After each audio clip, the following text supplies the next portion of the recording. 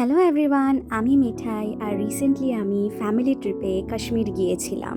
প্রথম দিন কাশ্মীরে পৌঁছে কি করলাম সেটা তো আপনারা জানেন।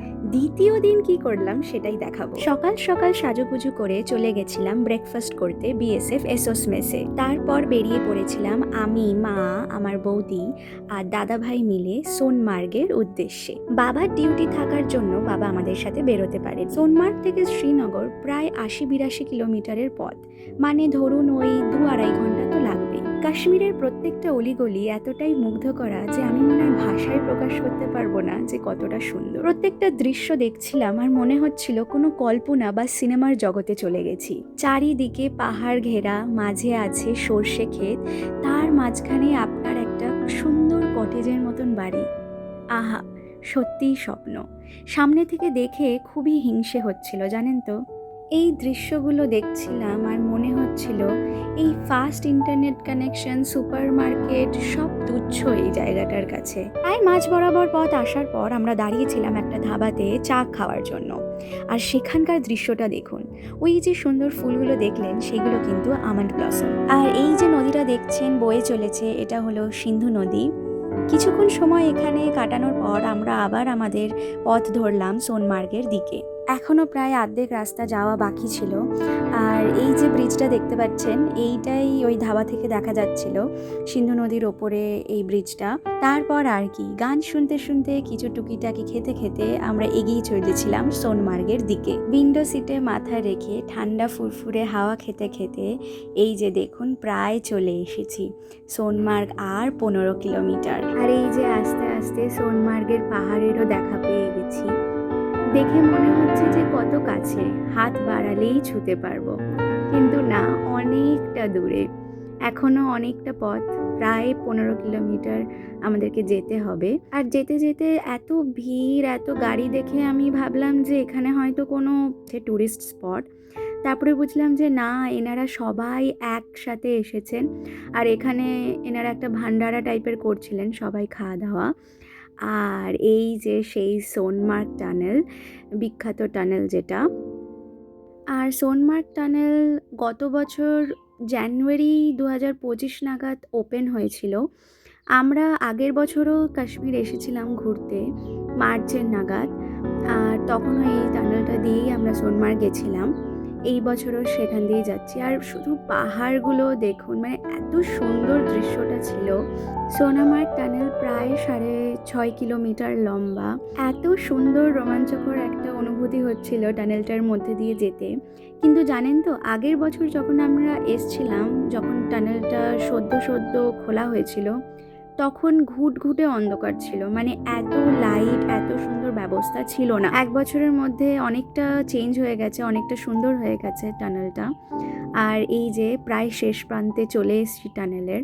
জানেন তো, যেতে যেতে মনের ভিতরে এখন একটা আলাদা অনুভূতি হচ্ছিল। কেন, আমি জানি যে ওই টানেলটা যখন শেষ হবে বা টানেলটা থেকে যখন বেরোবো, যে কি সুন্দর অপূর্ব একটা দৃশ্য দেখতে পাবো। আর অপেক্ষার অবসান হলো, শেষমেশ আমরা টানেলের এই পারে এলাম।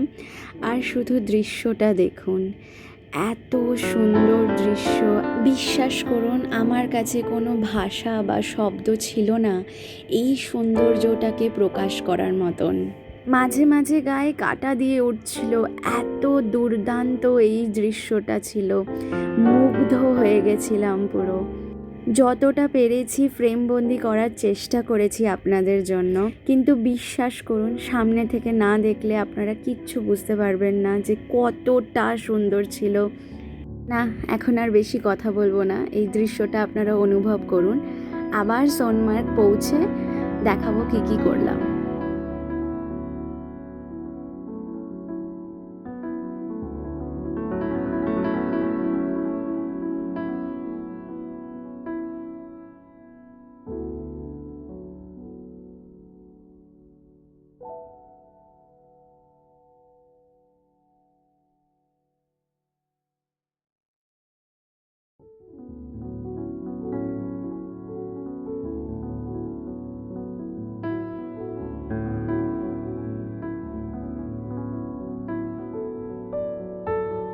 এই যে পৌঁছে গেছি সোনমার্গে, গাড়ি থেকে নেমে পড়েছি।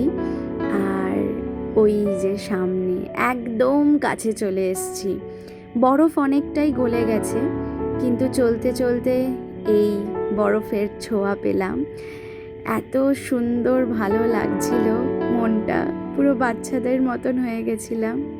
এত এত এত আনন্দ হচ্ছিল মনটা, যে কি বলবো।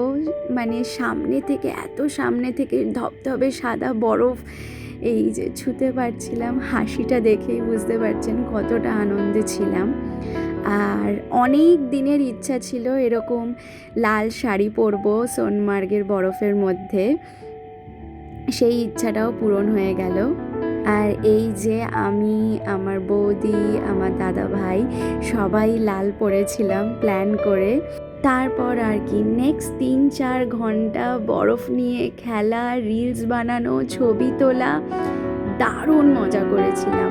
আর এই যে মা কালো শাড়ি পরেছে, আমরা দুজন লাল শাড়ি পরেছিলাম বলে প্রচুর রিলস বানিয়েছি, জায়গাটা উপভোগ করেছি আর মন ভরে আনন্দ করেছি। তারপর আস্তে আস্তে দেখলাম যে ওয়েদার একটু খারাপ হচ্ছে, টেম্পারেচার প্রায় -1 ডিগ্রি হয়ে গেছিল, মেঘ জমতে শুরু করে দিয়েছিল, হালকা হালকা ঠান্ডা ঠান্ডা হাওয়া দিচ্ছিল। তো শেষবারের মতন সুন্দর করে সোনমার্গকে উপভোগ করে আমরা বাড়ির দিকে রওনা দিলাম।